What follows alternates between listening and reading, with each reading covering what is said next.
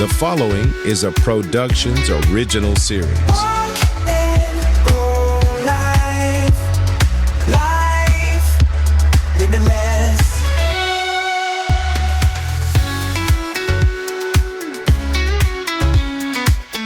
Hello and welcome to Walk and Roll Live. I am Doug Vincent, joined by Addie Rich.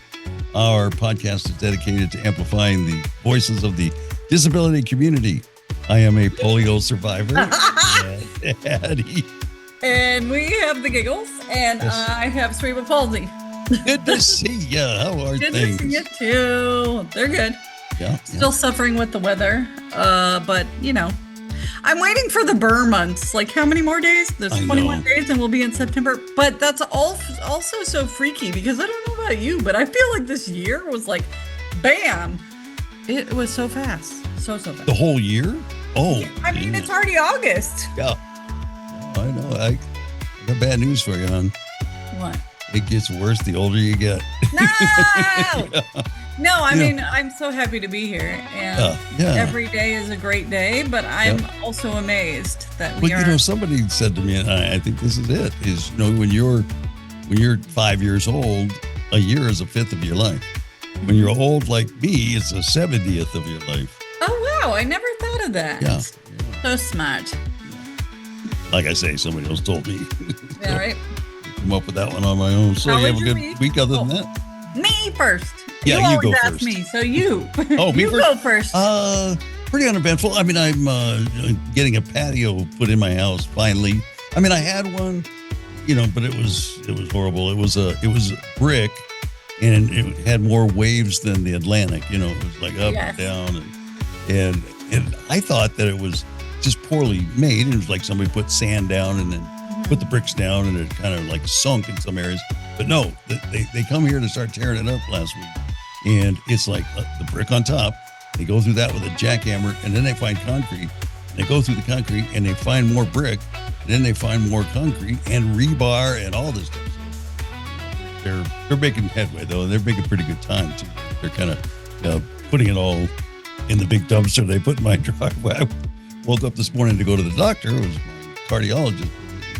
Like, I can't get my car. There's a big dumpster 8 inches from my side where the ramp comes out. So right, because in their mind, again, accessibility. In their mind, they're leaving you room on the driver's side, not realizing that you need the passenger side. So the neighbor helped me out again, saved me again, came over. And away we went. Neighbor bestie. Yeah, good news at the doctor's. You know, we have the same conversation. You know, they ask me all the questions, and I said, "No, I'm fine." You know, chest pains and shortness of breath, and they listen to my heart, listen to my lungs. Blah, blah, blah. Yeah, everything looks good. You're like, you're still alive. You have a heart. So now it's going to be a year before I go back instead of every 6 months. Oh. So that's a W in my book. So that's pretty much me. I remember when they did that for my seizure stuff, like last year or a year ago, when they said, oh, you're so well controlled that you can transfer your seizure care to your primary and we'll see you every 3 years. And I was like, hallelujah, we're moving up in the world. Yeah. And they're still there if you need them, right? So right. They're not like, don't call us, we'll call you. Lose our number. It's just a progress and a growth. So yay. Yeah. So, you know, I'm trying to think. I know you went out and had some fun with some friends, but I don't know if it's since the last time we talked or while we talked last time. I can't remember. You went to dinner and stuff. I know you went to the conference. Yes. Tell us what you did. I went to the conference. I think we talked about this, but we did talk about that. Didn't. Yeah. The conference was amazing. Last week was trying to like catch up on my own tail because nobody does the work that I do. So although it was great and wonderful and all the things, coming back to 4.5 days of not doing work and being at the end and beginning of a month was a challenge. But, you know, my friends are amazing people and they make me feel just like a normal old person. And they're like, do you need your wheels? And the older you get, the less they make a deal of it. As long as their car fits you, we're moving on. Like, are we picking this up or are we not? You know? Yeah. You know, we just did an interview that will air in a month or so. And we got to talking about that kind of thing, you know, where children their parents will say, don't stare. And that's kind of like, just might as well just say, they're different, stay away. Yeah, put the gate up. They're isolated in school. They have their own classroom. They don't, interact with the general public or population. Sounds like I'm talking about a prison. But, right. So that just kind of fosters that whole thing, where we're approachable. And there is a part of our community that really doesn't like that kind of stuff, Oh, for sure. Asking, how are you? Or, holding doors for you. I still remember like being 20 or whenever I went to Europe, right? And my aunt who was living in like London was like, do you want to see the care home? And I about fell over.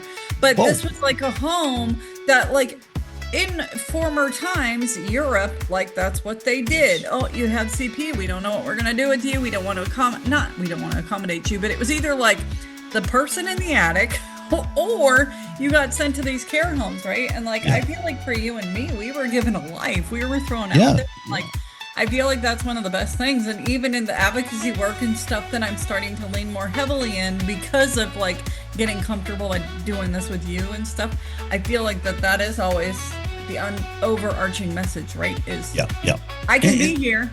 And I don't feel that extraordinary, as far as that goes, and I made friends, and we're hearing stories about people being isolated because people are afraid to approach a child that's special needs, whatever you want to call it, disabled or whatever. Different. It's like, God, let's work on saying it's okay to approach people in a respectful way. What's wrong with that? We teach fear. Yeah. We teach fear. Culture. Exactly. We teach fear. So hopefully some of this and the podcast and like we're doing two things. My dream is we're doing two things. Reducing fear and reducing isolation, because those are the two biggest beasts that exist in the community. And ideally, I would love to do that. And, so when I see people on social media, saying, this is how, they do the top 5 things stupid people say to us, it's like, really? You think that's going to bring us together? Yeah. I mean, I know that irritates you sometimes because you've been doing it, and not naming any names, but, if you came to disability later and you've been doing it for 5 years, those of us who have been doing it for 45 and 70 years, we've heard that all the time. And from the very beginning, if you ask me respectfully, I am going to educate you. I've always educated people. Well, and I feel like I think that's right, what you're saying. I feel like that's a missed angle, right? Like people doing the 5 top stupidest things people say to us. Well, you could say the 5 best things to say to a person that you want to learn more about. Like it could be turned, right? But it's not the sensationalism. It's the same things on YouTube that's like, she murdered her husband, and then it has nothing to do with that because it said she murdered her husband. And the one that really has started to get in my kitchen, and it's starting to irk me, is this blowback on what happened to you. I'm doubting it. People are saying there's hardly a day goes by when somebody doesn't say what happened to you. I mean, you know what? Here. If we ever use this for video, I'm in a wheelchair. I'm not hiding under the radar. So if anybody's going to say what happened to you, it's not like, oh yeah, Doug, you probably don't have anything visible. I'm in a wheelchair I walked on crutches and braces the rest of my life. And so people are curious, you know what? And I'll give you a little secret. I'm on the inside of me. Think of me, and my eyes are my little window to look out of me. Yeah. When I'm just living my life, going running errands and going to a ball game or doing whatever I'm doing, I don't see, almost said the H word. I don't see people that are disabled very often. Right. I find myself sometimes staring. Oh, for sure. I always say, like, it's funny to me when I walk by an elevator, the elevator gets me every damn time because it's a reflective surface. Yes, my shadow will be walking up and I'll be like, whoa. And then I'm like, oh, that's me. In my mind, I can remember walking.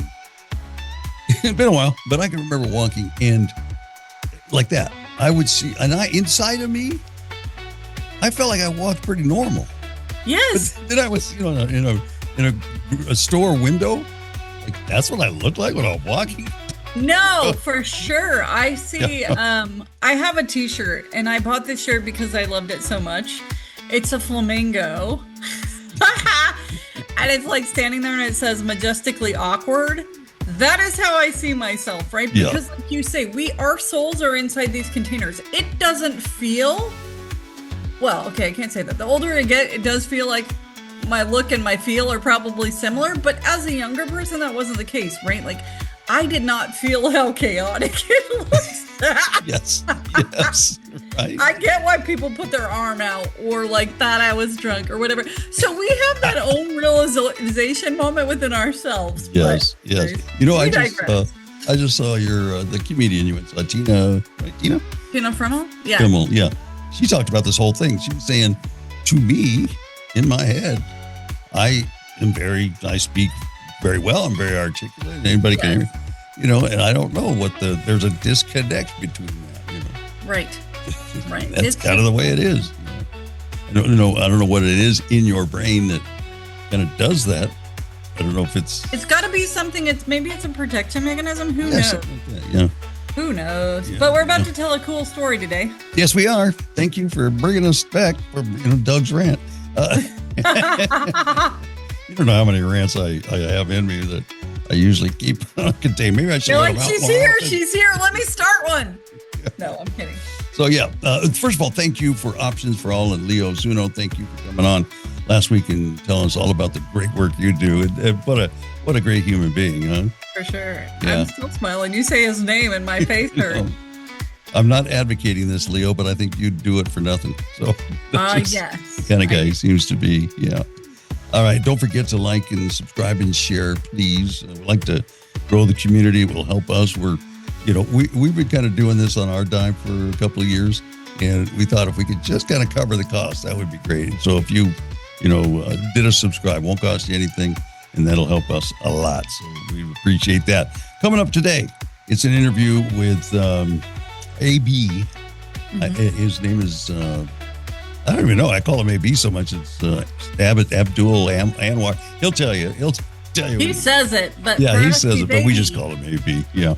So he's coming up next. First, let's hear a word from Abddalah Professional Training.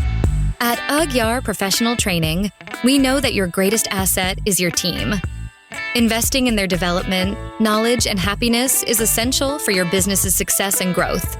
To achieve new heights, it's important to hire intelligent, talented individuals and empower them to excel in their areas of strength and passion. Abddalah is committed to transforming your employees into happier, more productive, and fulfilled individuals. When your team thrives, your business prospers. Wise leaders understand that providing team members with opportunities to shine in their strengths unlocks untapped potential. Elevate your team with Abddalah Professional Training and witness the growth of your business. From the Abddalah Professional Training Studio, you're listening to Walk and Roll Live. Let's say Tuesday, new day, new guest. Let's say Tuesday, new day, new guest. Let's say we've told a lot of stories. There's been so many glories. W&R continues. Let's get to our interview today. AB is with us, and that stands for his name, which he will share with you, and some other pertinent details. My name is AB Anwar. It's actually Abdallah, but I go by AB. I'm from right here in North Hollywood. There'll be more to that story, but I'm originally from Saudi Arabia. But I live here in North Hollywood, and I have CP, cerebral palsy. Very good. We're two. Doug is now outnumbered. I'm outnumbered, yeah. CP as well. One of you has the veto vote on anything we do. Correct. So how long have you been here? That's, I guess, my first question. Well, there's more details to that question now. Yeah, we want all the details. So I grew up here. I grew up in Topeka, Kansas. I moved to the States in 1992 for what was intended to be for school.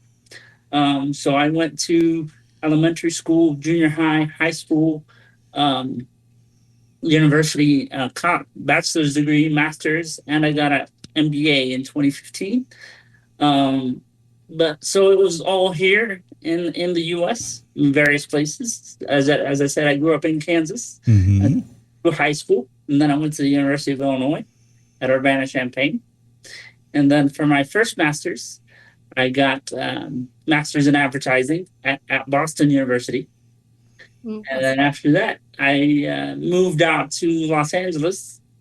But it wasn't until 2015 that I went to Pepperdine for my MBA. Okay. So you are a professional schooler. I was, yes. It's another way I'm outnumbered here. Right. I'm like, okay, Doug. Yeah. we're keeping, you were just talking about games we play. We're playing a game with Doug. He doesn't know it. We've got 2 points already. Very nice. Degree CP. There you go. So the where I met AB was on the, and this is, we were just talking about this before we came on, AB. So if you could clarify for us, I think I had it clarified once, but yeah, I still get it mixed up. Bocce ball. Is it bocce ball or bocce ball? It's bocce ball. Bocce ball. All right. Yeah. Very good. The BOCCE. Is that the way it's spelled, or? Yeah. Officially, it's supposed to be bocce. Yeah. But people just say bocce ball. Okay. Yeah. Okay. There's no other. Yeah. It's just the spelling is different, but the pronunciation should be the same on both. Okay. Got you. Very good. So that's where I met him, is at a tournament a few months ago at Burbank, and which, we've talked about the Burbank Rec Department here. They do an outstanding job and are always improving with the disability community. And we go there once a week, or I try to make it once a week. I'm sure AB, it's kind of up and down for you too. But and we practice there. So I'm trying to hone my skills. When I grow up, I want to be like AB. He's amazing. So we'll get back to that. I want to get back to that. But so then after college, you got your master's. Then at some point after that, you got your MBA. Well, it's a while after that. So after my MBA, I moved out to LA, saying, "Hey, I'm gonna find a job."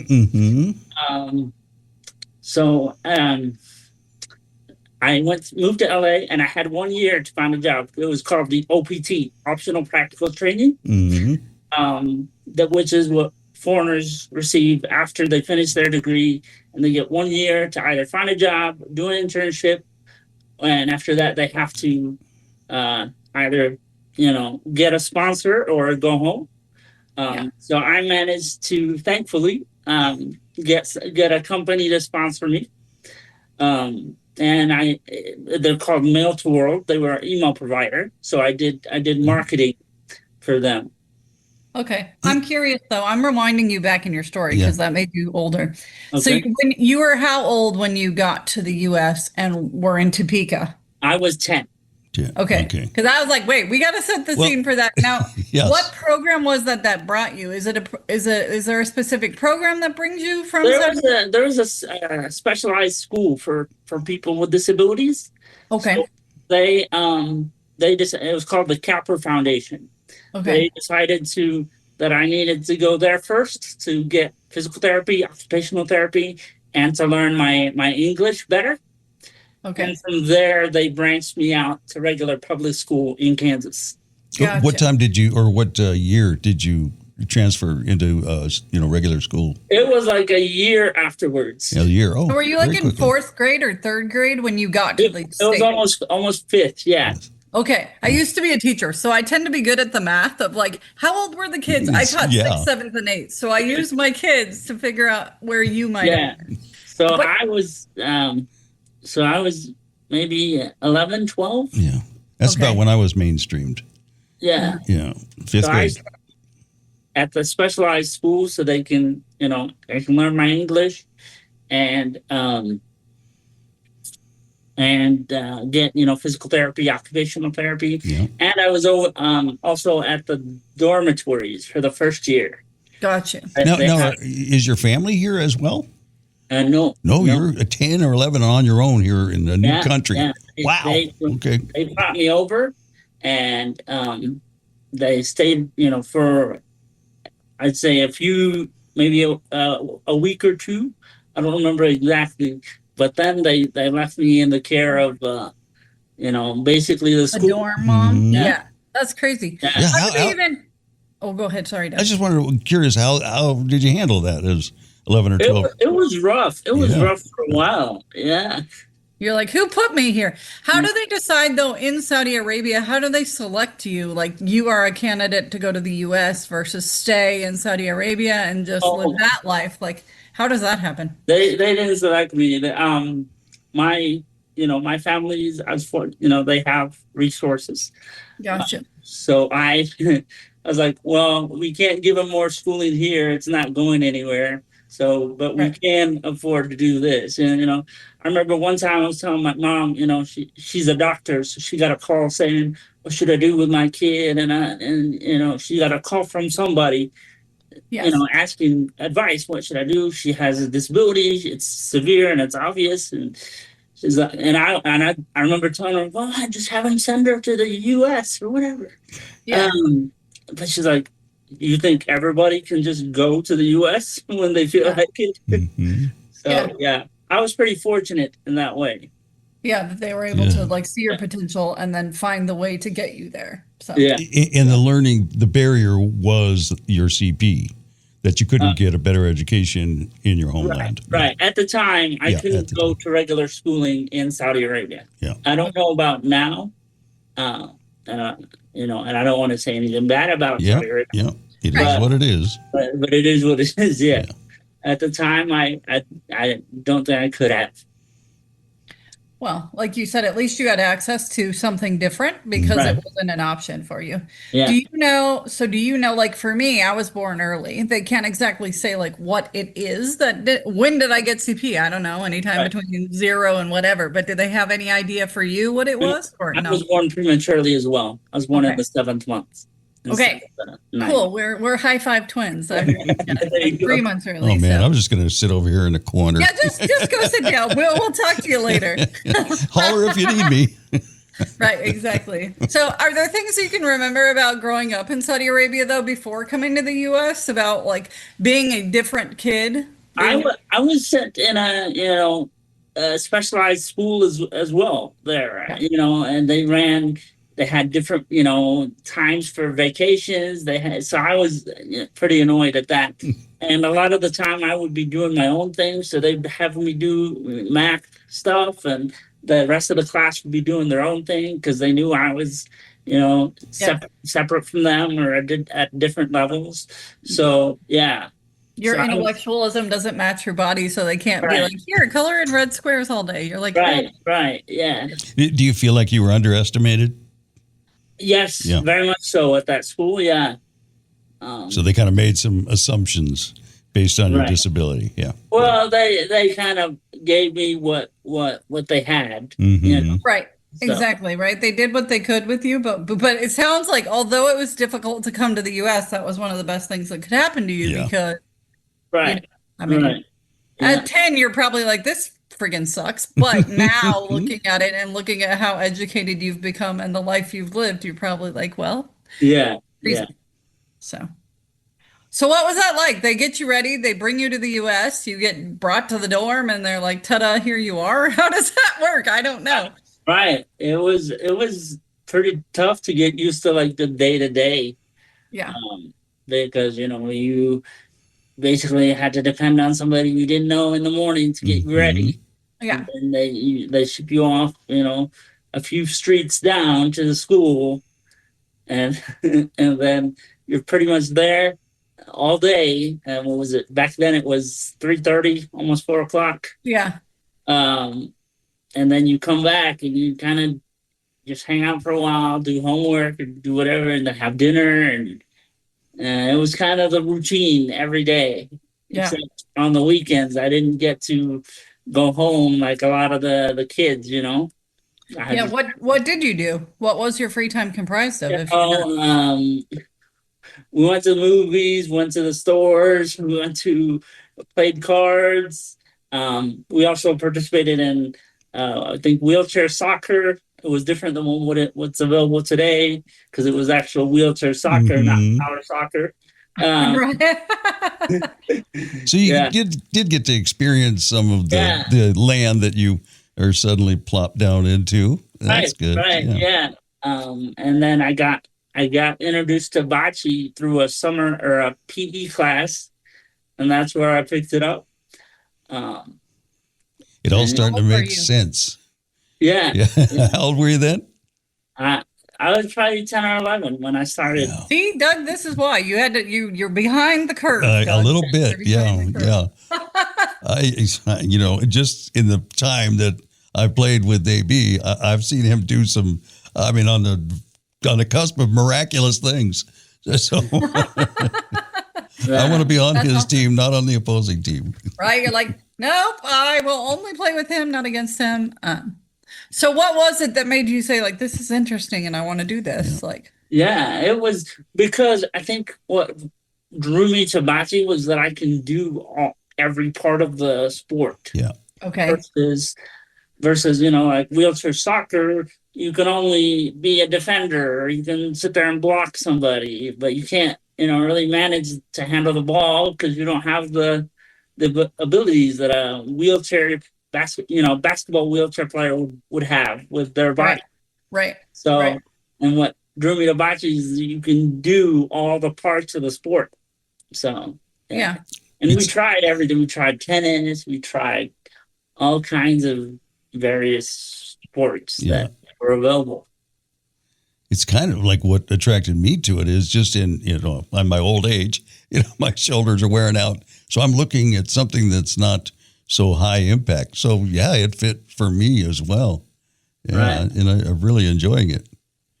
Now I feel like I need to YouTube because I don't really know what this is. And you guys are all like, yes, I can do it. And I'm like, cool. Because like you talk about, I'm the girl that like they started me on clarinet. Then my right side couldn't do the notes. So then we got to do trumpet. Then we got to do, you know what I mean? Like you got to do something else because you can't. The same Yeah. in elementary school, I was doing the drums and those bells that you have mallets and do they call them bells or Yeah, I don't even know. Yeah. I know what you're saying, but I don't know what they're called. Yeah. But at a certain point you really can't improve Yeah. after Right. I'm impressed though that they were, trying to get you involved though. I like that, Yeah. giving you some opportunities to, try and see if it works. Yeah. I got to perform in band. Along with the rest of the Yeah. You got to be Great. nervous along with everybody else. yeah. Right. So with CP, it's typically on a side. Yes. Which side are you?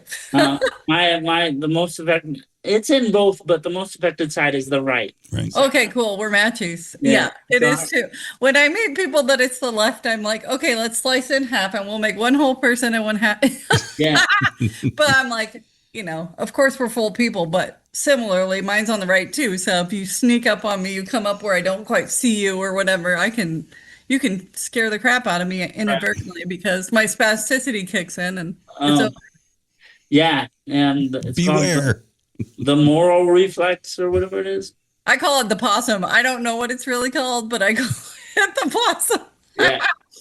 But you didn't just jump into bocce and like do it half. You became a big deal. You were able to. Well, honestly, I am not. I'm not a big deal, or at least not anymore. I just kind of do it because it's one of the rare few physical exercises that I can do, and Okay, but Plus you're all the other- overlooking the fact. Yeah, sorry. Just plus all the other aspects to that kind of thing is the competition and the camaraderie between players. Even though it's mostly one-on-one, or is it more? Yeah, mostly right? one-on-one. Yeah. When you get to the international competition, they focus more on the team, but Gotcha. because that's how they rank the teams is through the team competition, but they still have an individual aspect of it too. So at some point, did you realize I might have something here? Yeah, Yeah, and yeah. I remember whenever was it in about 5 years after I came to the U.S., I was like, I can do this and I can play for the U.S. Yeah, I could be So from competitive. that point on, I was like, I got to figure out how I can become a U.S. citizen. Yeah. Yeah, and that was a whole process in itself. Yeah. So you were 17 when you made Team US, eh? 17 or 18? Yeah, I was around that 17. Yeah, 17 or 16 was one of those. So Wow. were you a citizen by then? No. Nope. I didn't realize that it would take me at least another decade to become one. Yeah. So I didn't.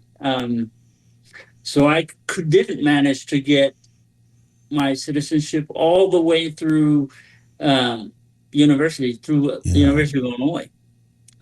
So you're able still to compete for Team USA, though? It was not.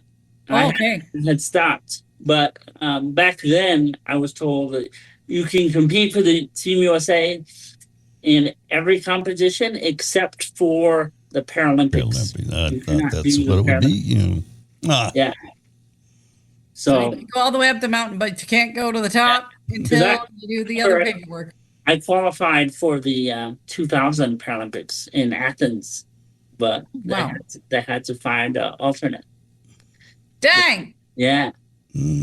Amazing. But you got to compete around the world. Yes, in at least 3 places. I went That's to amazing. Argentina, I went to Portugal, and Vancouver. Wow. That's the wonderful thing about sports too. When you get to that level, you gives you the opportunity to see the world a little bit. Right. Yeah, that's awesome. So, what was your favorite out of the 3? Not that you need to pick a favorite, but I'm gonna out of the places. I have to say it was Argentina. Argentina was beautiful. Yes. Canada and Portugal, I just couldn't adjust, but Argentina was definitely How long do you spend there? Like, so when you go to compete, how long are you there? Usually it's about a week to 10 days.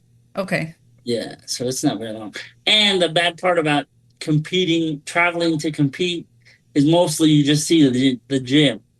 Right. Yeah. At the end, if you have time, then you might be able to see the sights, but mostly you compete.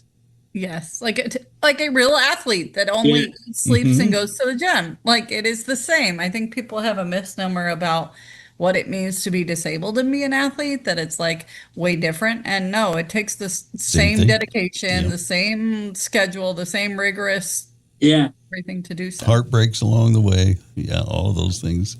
Probably learn more in losing than you do in winning, unfortunately. Yes. Yeah. So now are you hoping to get to the Olympics in 2028? Is that a goal at all? I'm hoping, yeah. I'm hoping, but I don't know. I'm kind of persona non grata with the team right now. What did you do? I don't train a whole lot because it's just it's a lot to train, and I don't have the resources to hire somebody. Hey, come with me every day to train and pick up balls every day. Yeah, that's a big issue. Finding somebody to pick up balls and finding a place to train. Yeah. Like, unless you're part of a bigger organization, but here in LA, we only have the Southern California Adaptive Sports, but that's about it that I know of. The other organizations, do they do much bocce ball or no? There's a few teams that are in around the states. New York has a team, and they have facilities to do so. Yeah. I know in Kansas we have a team, but we barely have facilities. And then there's other organizations around Chicago, I believe they have. It's a Midwest thing, it sounds like. Is there a regulation surface that you play on? It's just a gym floor, right? And then the court is laid out with tape. Yeah, because the first time that or first 3 times that I was playing bocce ball, it was on 3 different surfaces. One was a gym floor. Next one was linoleum, but that's probably pretty much the same, right? And then one was on a AstroTurf, kind of very short cropped. And it was the ball rolled better than I thought it would. At first I was like, that sounds like that would be tough. Yeah, it was. And you don't get. any muscle memory from one place to the next when you're doing that. What I need to do is just go out and maybe we can talk about this now, is just get a jack ball and the other balls and just throw for an hour and just try to get as close as I can, because I don't have enough repetition to really feel like because I'll throw it and it goes off to the left or right, and I'm like, where was that? So that still happens to me to this day. Yeah. So explain the balls and how that all works. So the balls are filled with pellets. There's six blue, 6 red, and then the jack ball is the white ball that you aim for. Mm-hmm. Then the white balls, the jack ball is considered the serve ball. You serve it, and then you try to get as close as possible to it with one of your red and blue balls. Yeah. Okay. And then your opponent, who is the other color, tries to get closer by either moving your ball or just getting closer. Gotcha. Yeah. Okay. So is it like a giant game of beanbag toss? It's not beanbags because the balls roll all over the place. They're like kind of like a hacky sack ball. Yeah. Okay. But more softball sized. Gotcha. Yeah. So like cornhole, but the cornhole is the white ball. Yeah. Right. Yes. Gotcha. Yeah. Okay. Yeah. I have to put it in Southern terms. I gotcha. I'm kind of Southern when I'm like cornhole. Okay. So when you're at a brewery, that feels like that is the That's South. good. Now, and then the other challenge is there's different weights of the balls that you're throwing at the jack ball and different densities. Yeah, was that the way you would put it? Yeah, there's some that are harder, some that are softer, and they help for the distance. So if you're throwing a softball, you can throw shorter and more control. Yeah. If you're throwing a hard ball, you need less power to get it all the way down the court. Who decides what type of ball you're throwing? The individual, right? Now you have to decide because you bring your own equipment to play in a competition. Okay. But in any set, that has 6 balls of each color, they're different weights and densities. Yeah. Yeah. If they're a recreational set, then you'll probably get mostly hard ones. Yeah. Is that how it works? Gotcha. Yeah. So you don't just do this for the heck of it. You got a national championship. Well, you got more than one. How many did you get? I've gotten 9. My last one was 2023. Yeah. So how do you, since you started it when you were so young, how do you maintain like the momentum and the competitiveness and all the things over the years? Because obviously, it's I try to practice when I can, but I just don't practice regularly enough to be competitive in the international scene. But I'm trying. Yeah. But yeah, it's practicing, understanding the strategy, and then trying to implement it in your everyday practice. That's what I was going to ask, is like, obviously it's not just like do what you want. There is some sort of strategy. Yeah. How does that kind of work? Yeah. So you can place the jack basically in an area of the court that favors you, and then see where the opponent goes and try to avoid that spot if you can. Yeah. That's the strategy. Interesting. Yeah. Now, what does a practice look like for you?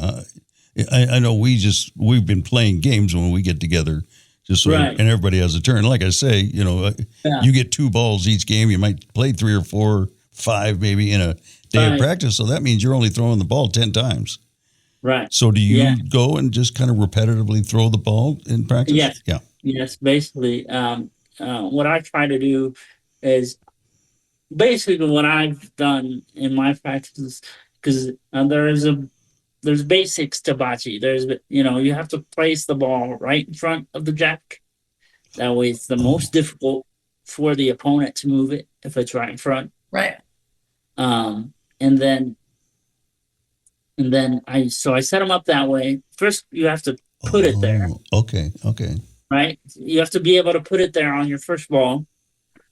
And then on the opposite side of that is if your opponent is right there in front of the white ball, you have to be able to move or knock his ball out of the way, basically, or the white ball. You have to move it somewhere Move something. Yeah. Yeah. that you'd have a clean shot. And that's basically, if you can do that consistently, you're ahead of 90% of people. Doug, are you taking notes? Yes, I'm wearing out my pencil. Are you kidding? Right? Yes. That's why I'm asking. So yeah, and that's something that I haven't been able to do. I mean, I can do it, but I can't consistently do it. You have 6 balls, and you try to, okay, so I'm gonna, each time I throw a ball and get it right in front of the jack, I'm gonna take it off and try to throw the next one. If you can do 6 balls and do it that way, you're pretty good. You're all right. You're close to AB if you can do that. Yeah. AB is still trying to get there. Hey, I'm speaking it into existence, AB. Don't take it out. There you go. Yeah, he did all right in Burbank. There was one game. It's kind of towards the end of the day, and people, I don't think were paying much attention, but it was right at the end of the game, and it went back and forth with each team getting a little bit closer. Yeah, and there was a red and a blue ball that were right next to the jack ball, and he throws it out there and lands it on top of the 3 balls. Huh? Yeah. How do you have aim? I don't have aim with CP. I mean, you have mastered something I still have not mastered. I'm 47. That's what they're trying to accomplish by having bocces, seeing how many people can control their muscle movements to do this. So. Which is amazing because, I mean, like I say, I can be as fortitude in my brain of like, I'm going over here. And then my balance will be like, no, you're not. No, you're not. Yeah. So is the part of like training for you too as well? Like even off the court, does it help with other aspects of your life? For sure. Right. Yeah. And trying to focus and remain in control of your body and staying up straight. Of your container. This would be entertaining. We should do some sort of calisthenics together and be like, who can stay upright longer? It's going to be even you'll notice that eventually as the conversation goes on, you'll see me like kind of lean over. Yep. It's the CP tip. Yeah. we have the CP tip. Right.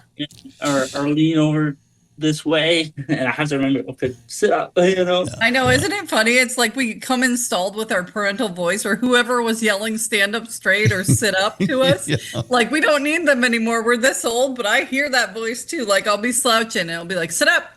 Like, not present, but present. They're omnipresent to keep us upright. So when you're not doing bocce, you obviously pursued a lot of education. Yeah. What made you think about advertising? You know what? I loved the fact that I remember watching the Super Bowl for the first time. I was like, man, people actually can do these commercials. Yeah. And I fell in love with it. And then somebody told me, that's like something like 30 million for like 30 seconds. Yeah. So I was like, what? And I was like, oh, I got to do this. Yeah. So that's how I pursued my education. Little did I know, even my uncle told me, you want to be in marketing. If you're going to be in marketing, you're going to be the first one fired if a company's not doing well. Yeah. So, but that's what I did. I pursued advertising and I did marketing for my MBA. Mm-hmm. And that's how it started. And I knew I wanted to be in the business side. Okay. And that's. How did you pick your schools? Because they're kind of all over the place. So, like, what made you say Illinois and then Boston? Illinois, I definitely wanted to go, and I pursued that to no end. And I, kept going and applying for that, and I really wanted to go there.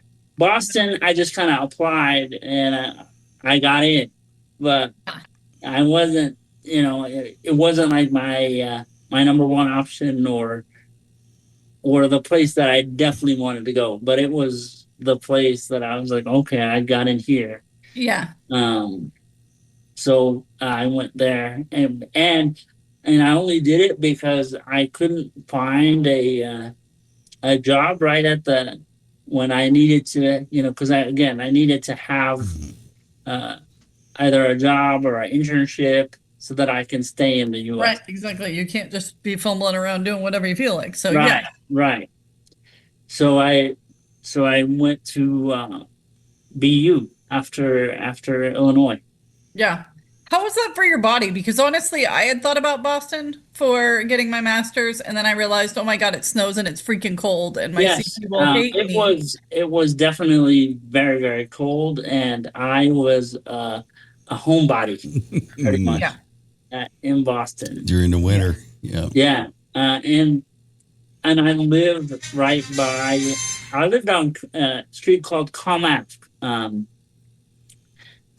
Avenue. Okay. And the college of communication, because advertising was in the College of Communication, at least at the time, was right next to the apartment complex that I was living. So yeah. You're no dummy. You're Yeah, like, I perfect. literally am going to go out for 2.5 minutes to get over there. Yeah. Yes. Yeah. Even though, some parts of VU were not wheelchair accessible, and that's in general for the whole East Coast. I was like, some parts of Boston. I mean, Boston is one of my favorite places to travel, but there is a lot where we're like, yeah, we're not going there because we can't. Yeah. It wasn't built for Gotta us. work on Boston. Yeah. Right. So, and that's where I went for my master's. But Illinois was definitely, it is still the most wheelchair friendly school, and that's why I went. I was like, Okay. Yeah. this is top tier education, and you'll get to experience the whole college experience because this is the most accessible university in the country. Yeah. Amazing. Yeah. Didn't know that. So Shout out University of Illinois. yeah.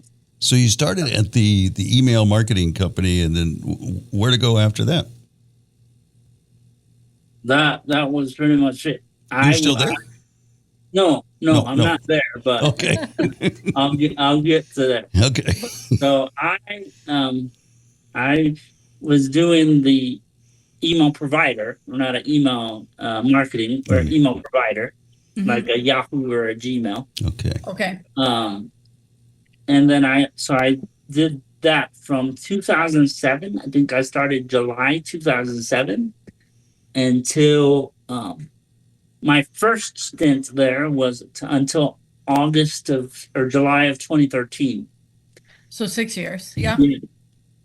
And then after then I left. I was like, yeah. By that time, I'd gotten my green card. Okay. All right. So I got my green card in September of 2010. Okay. And then I stayed another 3 years. So I was like, so I don't get, nobody thinks Bothered. I stayed there for the green card. I stayed there another 3 years. Yes. So from there, I did, I was like, maybe if I get my MBA, I'll find a better job and, get more, make more money that way. So I went for my MBA at Pepperdine, marketing. I finished in 2015. Okay. I think, and then I spent like 4 months looking for a job to no success. Right. So I asked for my job back. You're like, hey, I'm smarter now. Don't you want me? Yeah. Yeah. So I did that. So I went back, I think it was September of 2015. That's after I was looking for jobs afterwards, for quite a few months. So I did September 2015, and then I did that job until May of 2024. So almost another 10 years. Yes. Wow. So you were really, truly, even if you add it all up, you were there like 16 years. Yes, yes. So that's Um, a long time. And then what happened? and that's where my story changes a little bit. Okay. We're ready for a turn. Plot Okay. twist. So they let me go um, in May of 2024, right? May 20th of 2024 was my last day. So I was like, okay, I spent all this time. I got to figure out where my next job's gonna be because they let me go. So I did the whole unemployment. I sat there applying every day, applying to all these different places. Um, again, to no success. The only thing I did find, I joined a company called Vector Marketing. They do they do marketing and sales for. I don't know if you've heard of Cutco knives. Oh, yeah. Mm-hmm. Yeah, Cutco knives, right? They bring basically people do a demonstration of Okay. knives door to door. It's basically door to door, but Home shows, too, right? yeah, Yeah.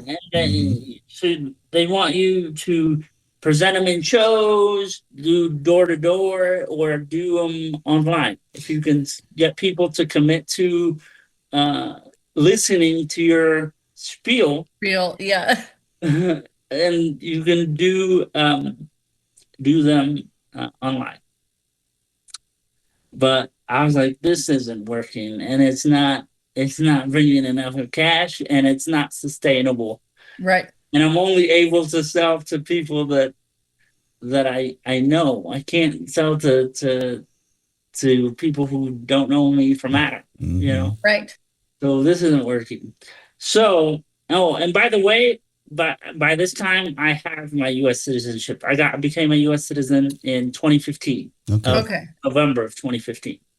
Cool. So right now we're in 2024, right? So in 2020, October of 2024, I was like, this isn't working. I'm gonna go ask my uncle, who's the CEO of our family business, Yeah. in Saudi, if I can get a job. He was like, yes, you don't have a job here, but you have to come back. You were like, oh, snap. Dang it. Yes. So after 4 or 5 months of looking for a job, I was like, this isn't working, and I need to have money coming in because I'm also, I'm married and Okay. I have a kid in Egypt. Okay. So I did that, and I go to Saudi. I leave everything here. I basically left my apartment here in North Hollywood that I was staying at. I basically left everything because I still took some stuff, but let me tell you, even shipping that little bit of stuff cost an arm and a leg. I should have just left everything or moved everything in storage for comparison to what I actually paid. But eventually, if you leave it for a long time, you're going to be pretty frustrated with the storage as well. Yeah. Exactly. Yeah. So anyway, I do go to Saudi, and I for the first few months I lived with my parents. Okay. And I went to work every day, and I had an assistant that was with me constantly Okay. because Saudi is just not made for somebody to be able to independently maneuver day to day For sure. by themselves. So I had an assistant basically, come with me every day. Yeah. And he started out, he stayed the whole day, just sat around in one of the empty offices that we had. But that didn't work. And he eventually didn't work out, but that's a different story. So I did that for a year. Okay. for That had to be unique because as a child, you're like literally sent to be independent to the US. And as a man, you're sent back to Saudi and you're not allowed to be independent Yeah. yeah, living with your parents. So it's like a reverse. yeah, It's a reverse Uno. right. And I mean, for a while while I was in Saudi, I got my own place and I had the guy stay with me, Okay. the assistant. But that also didn't work out because he was just he was a lot more messy than I was. So You're like, hey, you're assisting me, but you're also not assisting me. right, right. So that didn't work. Anyway, to make a long story short, I convinced my uncle, hey, for the job you're having me do in Saudi, which is not much, I can do it from the States. Yeah. So so eventually I think in November of 2025, I convinced him, okay, you can do it in the States. And he's like, Right. okay, fine. So But you did it a year there, and we're like, look, I put in my penance. Now let me go Yeah. back. Let me go Yeah. back. yeah, So yeah, you haven't been back that long, a year or so, huh? yeah. I Welcome came back. back January 10th of All right. 2020 or 20, 25. Oh, 26. yeah, 26. Mhm. Oh, wow. So you really haven't so yeah, geez. Yeah. So now you work remote, and what does that foundation do? Well, we're a pretty unique company because we only we're a foundation that only serves one specific family, Okay. and we put on events.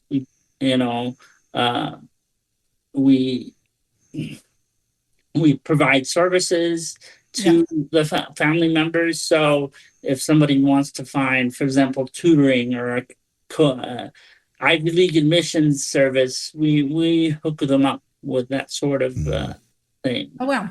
Yeah. Fascinating. So that's what we do. And then, we recommend health screening. We provide health insurance to family members who may not have it. So that's a lot of the It's stuff. like a house manager with many tentacles. Right. I mean, what an American upper echelon family would call a house manager, let's say. Yeah. Right. But except we don't run it for a specific immediate family. We run it for the extended family. Gotcha. Yeah. Yeah. And so fascinating. So besides that, though, you do YouTube videos about Yeah. technology. Yes. Can you tell us a little bit about that? As you can see, us as CPers or people with disabilities, I always say we're the inadvertent entrepreneurs because we have to get our hustle on to figure it out. Yeah. Yeah. So it sounds like you are part of this crowd. Yeah. Yeah, I've been trying. So I do Mac automation. Okay. I do a lot of videos on the Mac platform and how you can automate certain things.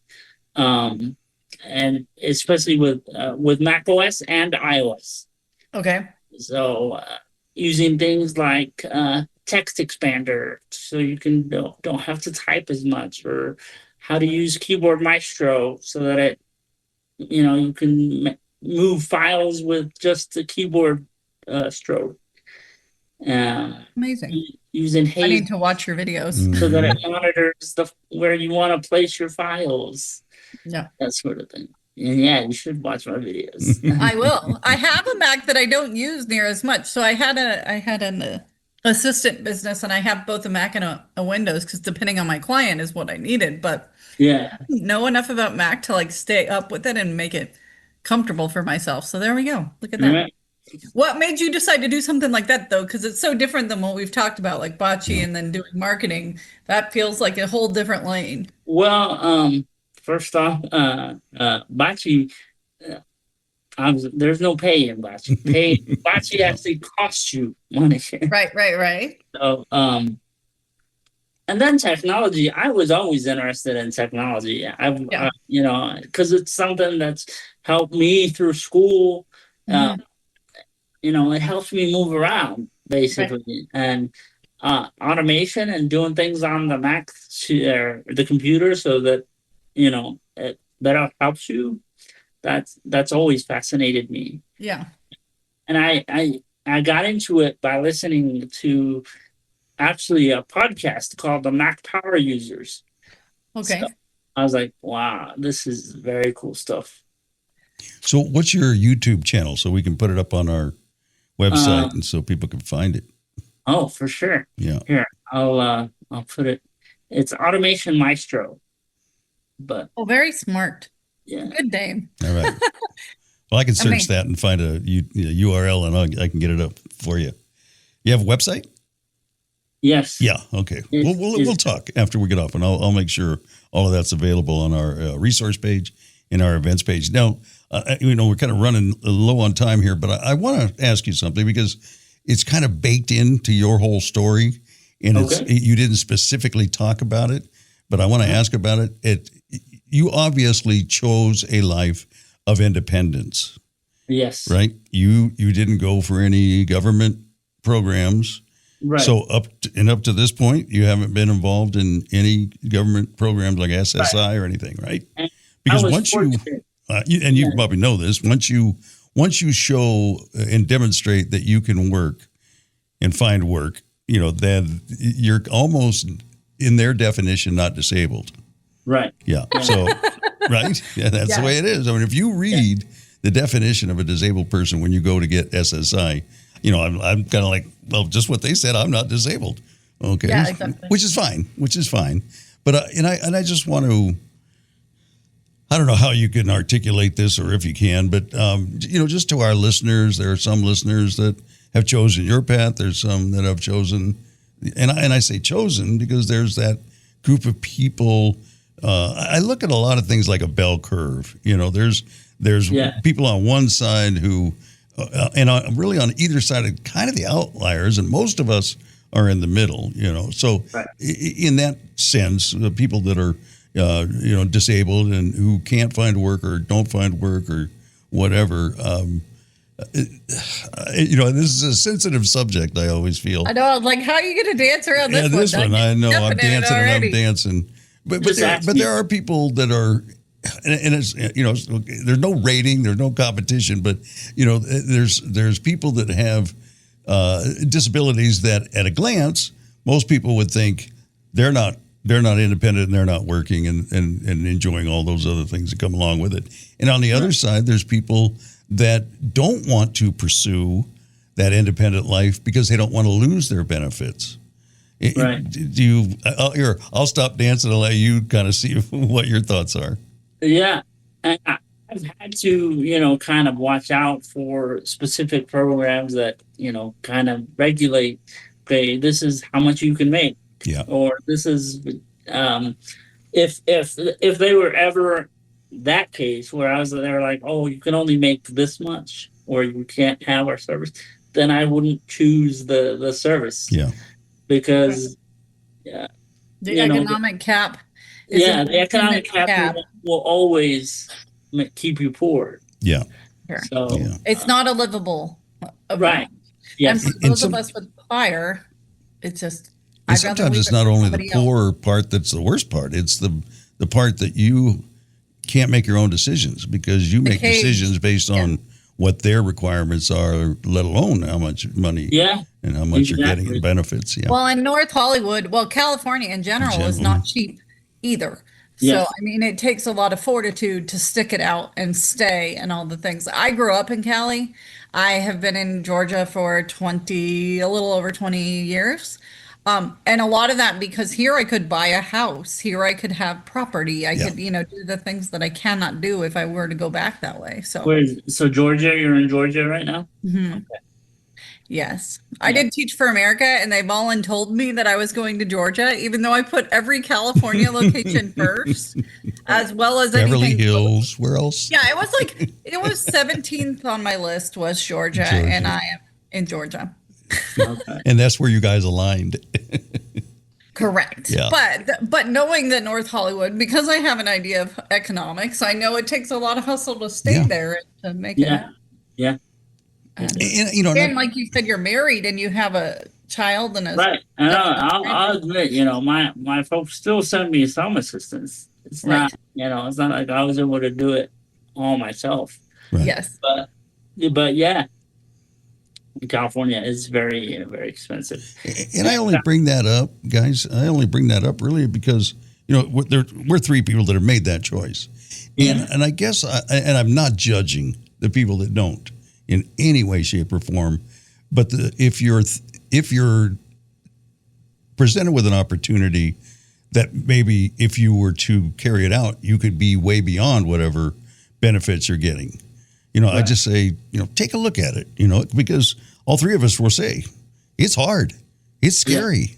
Yeah. We've all been fired. We've all been, hired. We've all, had those times when things were a little lean. It's not always a picnic, but that's the trade-off. You have maybe more of the security of having, those benefits are coming in over the other. But yeah, just something to think about and talk about a little bit.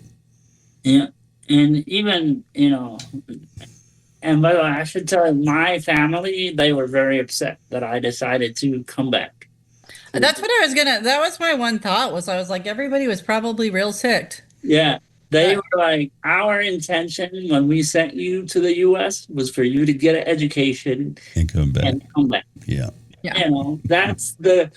That's even, they were like, even they will tell you that the purpose of the what they call the student visa was for the student to get an education and then go back to their country to fly their trade there. I was like, but for a year, I basically just sat on the couch or sat at, and that's not your spirit. Yeah. So you're like, okay, yeah. You're a rebel. But, I know. Welcome to the Rebel Podcast, where we all did what we felt like.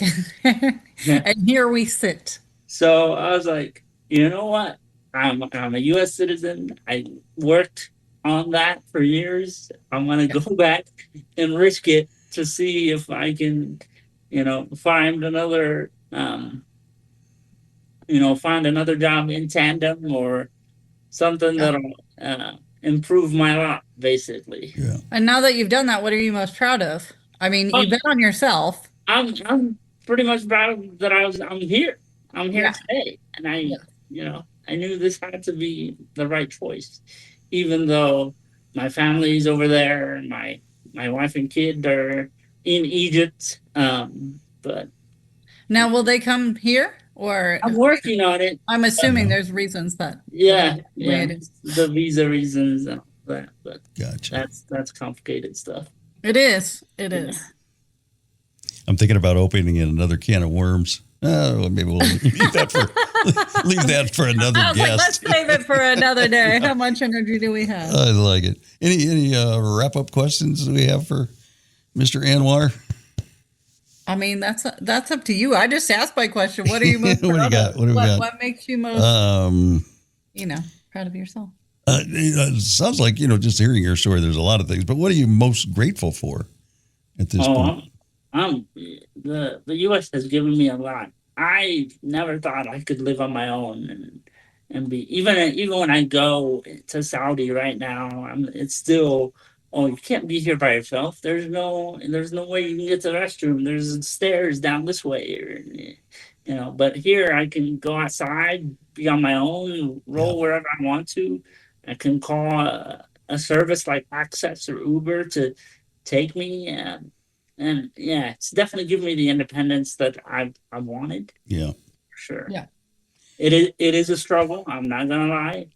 It wasn't like, it wasn't like I thought back in the day. I was just my only problem was gonna be the citizenship part, and that once that's resolved, getting a job's gonna be the easy part. No, that wasn't the case. No, always new challenges.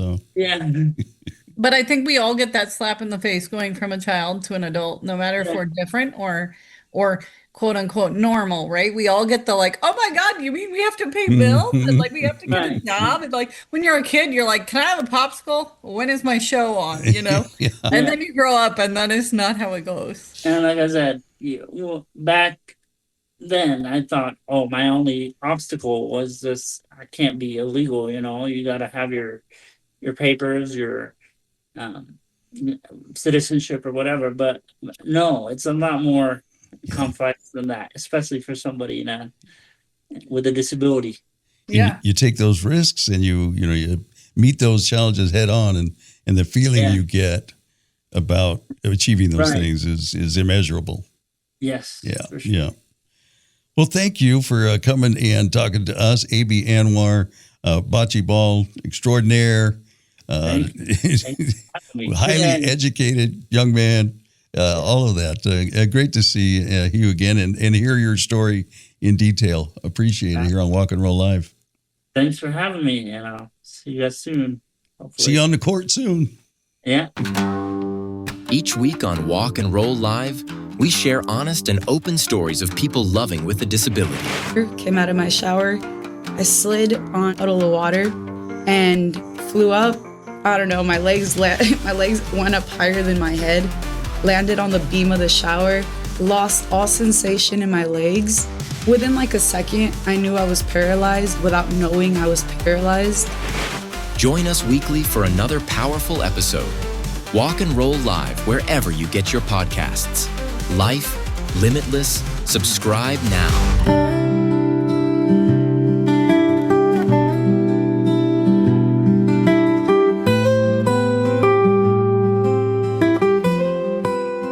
From the Abddalah Professional Training Studio, you're listening to Walk and Roll Live.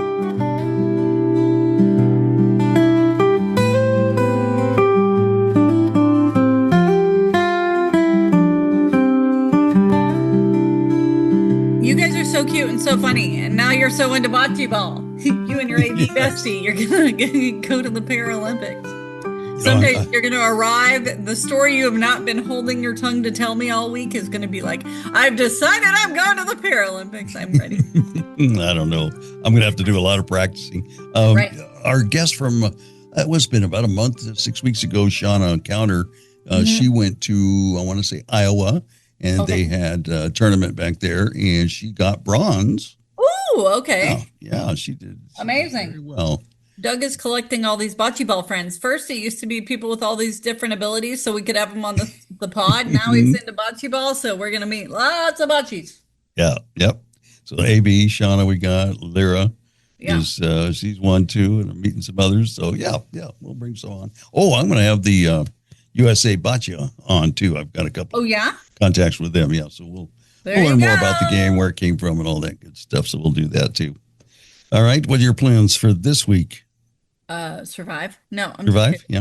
Survive. Stay cool. Stay cool. Stay cool. Yeah, it's that's it here too. Daddy going to the other side of the rainbow anniversary. So I try to get a milkshake or ice cream because that's what he really loved. So looking forward to that. Preferences, flavor? Chocolate. Chocolate, yeah. Oh, good man. Good man. So there you go. Doug, you too can go get a milkshake. You know what I did last week? What? I love cake. And but I keep thinking I'm not going to make a whole cake. I don't need to eat a whole cake. How's this for an idea? I made cupcakes, chocolate cupcakes. There you go. And made them all. And now I put them all in the freezer. And just whenever I want a little chocolate cake, I just bring out one of those. There's a place here in Atlanta called Piece of Cake, which is like really cool because you can get a slice of cake. Yeah, you can get a slice of cake, but they're like decadent, weird, like orange creamsicle and strawberry shortcake, and they're really good. Oh, all righty. Good to see you. Have a good week. We'll talk. You too. Sure, in between. Right. And thank everybody for listening. We appreciate you. I'm Doug, Daddy from the Abddalah Professional Training Studio. We are Walk and Roll Live. Disability Stories, Life Limitless.